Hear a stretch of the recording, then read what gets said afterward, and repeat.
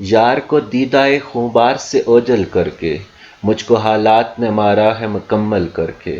السلام علیکم ناظرین، میں ہوں احمد سائم اور آپ دیکھ رہے ہیں ہمارا یوٹیوب چینل احمد وائس۔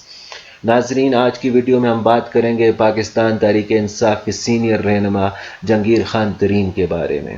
جیسا کہ آپ جانتے ہیں کہ کچھ دن پہلے پاکستان تحریک انصاف نے شوگر کرائسس یا چینی کے بحران کے اوپر ایک رپورٹ منظر عام پہ آئی، جس رپورٹ میں اس بات کا انکشاف کیا گیا کہ جہانگیر خان ترین نے چینی کی سبسڈی میں سب سے زیادہ منافع کمایا ہے۔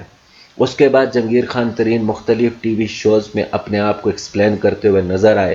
انہوں نے بہت سارے رازوں سے پردہ اٹھایا اور بہت سارے انکشافات بھی کیے۔ آج کی ویڈیو میں ہم تفصیلی جائزہ لیں گے کہ جہانگیر خان نے کن کن رازوں سے پردہ اٹھایا ہے۔ پاکستان تحریک انصاف کے جلسے جلوس یا ریلیاں ہوں، یا 2014 کا دھرنا ہو، یا 2013 کی الیکشن کمپین ہو، یا 2018 کی الیکشن کمپین ہو، جہانگیر ترین نے ہمیشہ انتہائی اہم رول پلے کیا ہے۔ یہاں تک کہ یہ بات بھی زبان زد عام ہے کہ تا حیات نااہلی کے باوجود عمران خان کو وزیر اعظم بنانے کے لیے جہانگیر خان ترین نے انتھک محنت اور کوشش کی ہے۔ جہانگیر ترین کے جہاز میں کئی آزاد امیدواروں کو لایا گیا، جنہوں نے پاکستان تحریک انصاف میں شمولیت اختیار کر کے عمران خان کے ووٹر اور سپورٹر بنے۔ جہانگیر خان ترین کے کہنے پر کئی ایسے امیدواروں کو ٹکٹس بھی دیے گئے جنہوں نے الیکشن جیت کر پاکستان تحریک انصاف کے ہاتھ مضبوط کیے۔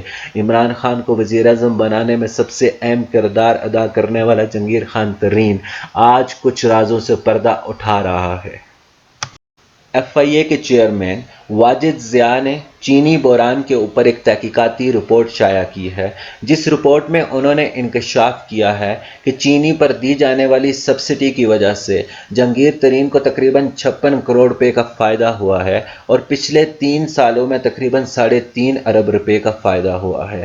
جہانگیر ترین نے اس رپورٹ کو رد کرتے ہوئے اس بات کا انکشاف کیا کہ وزیر اعظم پاکستان کے پرنسپل سیکرٹری اعظم خان کے ساتھ ان کے تعلقات اچھے نہیں ہیں اور پچھلے 6 مہینے سے شدید ترین اختلافات ہیں۔ یہ بات پہلی دفعہ منظر عام پر آئی کہ پاکستان تحریک انصاف اندرونی اختلافات کا شکار ہے۔ جہانگیر ترین نے اس بات کا بھی انکشاف کیا کہ 2013 کے الیکشن کے بعد ہم نے دھاندلی کا شور مچایا، مگر دھاندلی صرف چند سیٹوں پر ہوئی۔ ہم 50% حلقوں میں دوسرے نمبر پر بھی نہیں آئے تھے اور 66% حلقوں میں ہمیں 20% سے بھی کم ووٹ ملا۔ یہ جانتے ہوئے بھی کہ الیکشن ہم دھاندلی کی وجہ سے نہیں ہارے، پارٹی پالیسی کو مد نظر رکھتے ہوئے ہم نے 126 دن کا دھرنا صرف دھاندلی کے خلاف دیا۔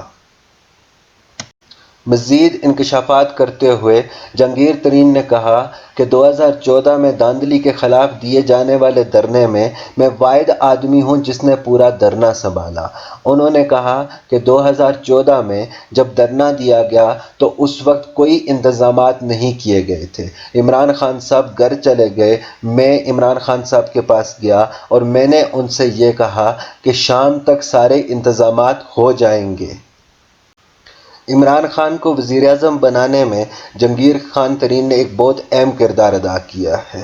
جہانگیر ترین نے یہ بھی کہا کہ میرے اور خان صاحب کے درمیان اب وہ رشتہ نہیں رہا جو پہلے ہوا کرتا تھا۔ اب میں خان صاحب کے اتنے قریب نہیں ہوں جتنا میں پہلے ہوا کرتا تھا۔ جہانگیر ترین کے انکشافات محض ایک الزام ہے یا حقیقت، اس کا فیصلہ تو وقت آنے پر ہو جائے گا، لیکن اس بات میں کوئی شک نہیں، یہ بات ایک اٹل حقیقت ہے کہ پاکستان تحریک انصاف آج جس مقام پر کھڑی ہے اس میں جہانگیر ترین نے ایک بہت اہم کردار ادا کیا ہے۔ عمران خان سے جہانگیر ترین کے اختلافات پر اور جہانگیر ترین کے انکشافات کے بعد بس اتنا ہی کہا جا سکتا ہے، گزر گیا ہے وہ وقت بھی جب ہم تمہارے طلبگار تھے۔